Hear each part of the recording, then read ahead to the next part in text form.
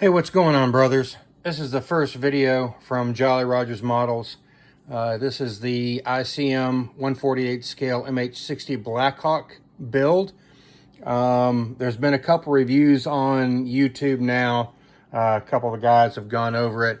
I'm going to give you the perspective of being a former U.S. Army Blackhawk pilot, and what I see are the good points and the bad points of the kit. From the standpoint of being a pilot. So real quick, just a couple of things in the instruction sheet. If you look at, let's see, where is it? Yeah, in number 9, the color call out for B and for A. This is, I don't know why they said white here. This is the intercom for the crew chiefs. It's definitely not white, but it is solid black, and you can just dry brush that. You know, I like building models, but you know, making pieces just to make pieces to put things together is a little, you know, redundant. Like, you know, the cyclic boot being in 2 pieces, that's just a little bit of an overkill. You know, the collective, you know, boot as well, you know, being 3 pieces as well. One thing to note too here as well, the co-pilot's collective does retract, and if you look at it in the picture here, it shows it in the retract position and the pilot's in the extended position. This is the only collective that retracts.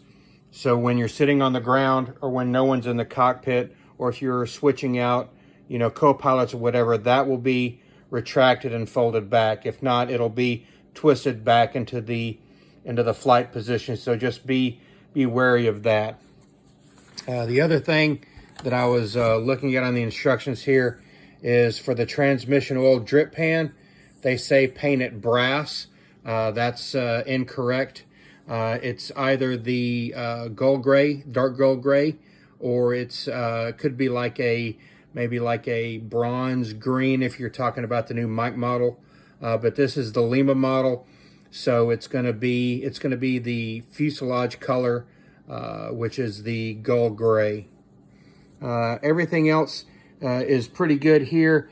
They have you make all the troop seats for installation. You know, of course, the 160th, you know, very, very rarely uses all troop seats. Most every mission they do is seats out. So, you know, if you want to display it with, you know, all the seats, that's fine. But just you just know that if there is any seats, there might be the crew chief seats here, and there may be 1 or 2 seats along the back if they're not using the internal aux tank. So with my build, I'm going to have just 3 seats along the back wall, along with the 2 crew chief seats. Let's see, everything else looks pretty good here. You know, as you're, you know, be careful of the drilling holes here that you're using for the chaff and the flare mounts and some of the antennas. I'll show you in a minute kind of how I'm doing my build. Right here, this is a catch right here, part number C46. There is a raised area here that mates with the back side of it here. So when you put this part to here, make sure you put that in right, or otherwise you're going to have a gap. I've done it here on mine, and there is no gap right there. When I first put it on, I was like, what the heck? But then realized that there is a specific way that it goes. Let's see, the stabilator. The stabilator in the kit is made to be in the up position, which is okay for parked, you know, and shut down. But I'm gonna show mine with it in the down position. So basically, the only thing that I did was I cut the little bitty molded piece off the tail fin right here, and then I just drilled a hole. See if the camera will focus. And then you can add some stretch sprue. So that was another thing that I wished ICM would have done differently. And you're going to have to shave the tabs right here to make it to where it's in the downward position like that. That's just a couple of things. Let's see, anything big and exciting else coming up here. Other than that, I think ICM has done a really great job on this kit. Everything is well made, well manufactured, and I believe that's about all I have with the instructions. So we'll flip now. Like I said, I've kind of gone into a sub-assembly type, so I've got everything here that's going to be the dark gold gray interior. What I'm going to do here, the little equipment avionics bays, you know, right here and here. This interior down here is going to be zinc chromate, and then I'll spray the black around it. I'll put some foam in here. I'm just going to do some random splotches of zinc chromate here, and then put some mask all over it, and then shoot the dark gold gray and scratch it off to get a little bit of weathering. I may do the same thing with some aluminum on a sponge as well. But everything looks pretty good here. The cockpit, I think, is a really good, the way that they made it. All the instrumentation looks pretty good there. I'm just gonna paint it, you know, some different shades of black. I'm gonna put the decals over it. I'm hoping that Quinta will come out here fairly soon with an update set, decal set in 48 scale for this, like they did for the 35th scale. So I'm looking forward to that. Here's pretty much everything else that I've got laid out for sub-assemblies. Again, one of the other things that I don't really care for is these indented areas right here for the radar warning receivers right here, the plume detectors. You know, I had to put some filler, you know, in and around there to cover those seams up, but you know, it is what it is. So just, you know, do some careful cleaning up, you know, on these parts here, you know, with your hobby knife, and dry fit everything. There is some really thin flash along all the edges, so just be sure to, you know, check that out. You know, again, like I was saying earlier, these ICS boxes are handed, so remember, these boxes go to the inside. So this is a co-pilot seat, this is a pilot seat. So just when you're putting these in, just make sure that these ICS boxes are on the inside, facing inside. The swash plate is a really nice design. I've got the rotor system all together. Let's see. I think that's really about it right now. I thought when I first looked at it that the rivets were going to be a little too big, but now that I've got my hands on the kit, they don't look that bad. They really don't. So I think, you know, with a coat of paint, they're gonna turn out okay. Some of this bracing here, this little lines right here, these are reinforcement panels that were added on for cracking, and also for, you know, putting you know, all the other like the flare buckets and stuff like that. It just keeps the fuselage.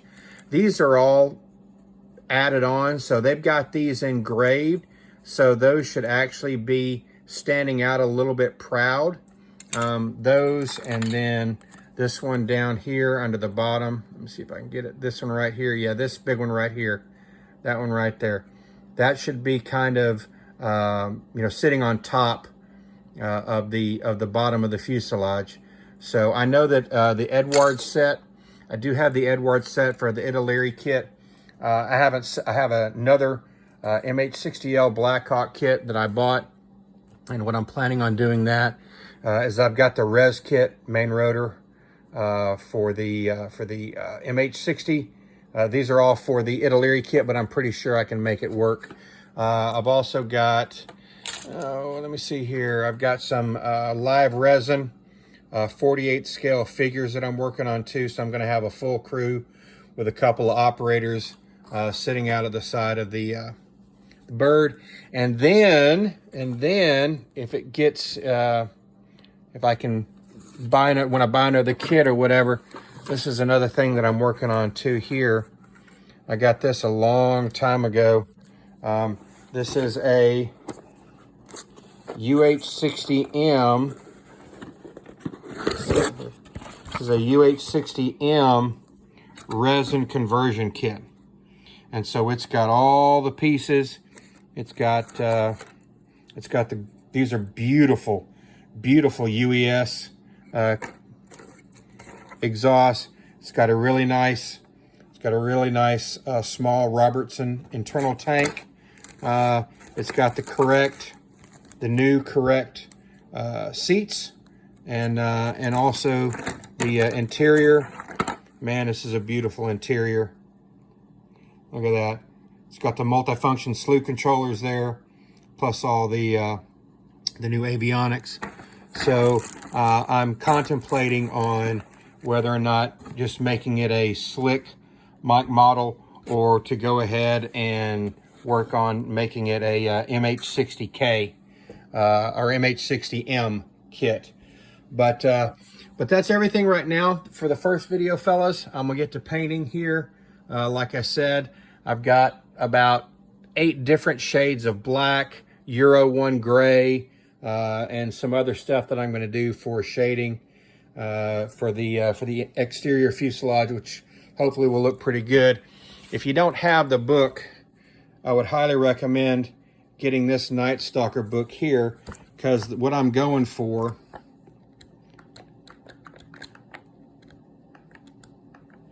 this is what I'm going for. That's the look that I'm going for right there. And you can see how patchy that black is. So that's what I'm going for with the different shades. I mean, you can see there, I mean, that's different shades of black, even, you know, dark gray, gunship gray, all that fading. So that's what I'm going to be attempting as I work on this kit. So definitely highly recommend this book, the Night Stalker's book by Fred Pushies. So that'll be it for the first installation, fellas. Like I said, it's quick, down and dirty. It's not professional. You know, I'm not one to, you know, spend a lot of time, you know, cutting sprues out and, you know, doing all that stuff and making it a production. If that's what you like to do, you know, hey, that's great. But I'm more about, you know, getting into the meat and potatoes of it, and talking about the model, and showing you what I'm doing and how I'm doing it. You know, hats off to the guys that like to do that, you know, not dinging on them or anything like that, but that's just not me. You know, I'm more, like I said, I'm more of a get to it type of guy. So got any questions, just drop them down in the comments. Hopefully this will hit YouTube here, and then I'll put it on the ICM Facebook page here as well. So thanks for watching, guys, and we'll talk at you next time.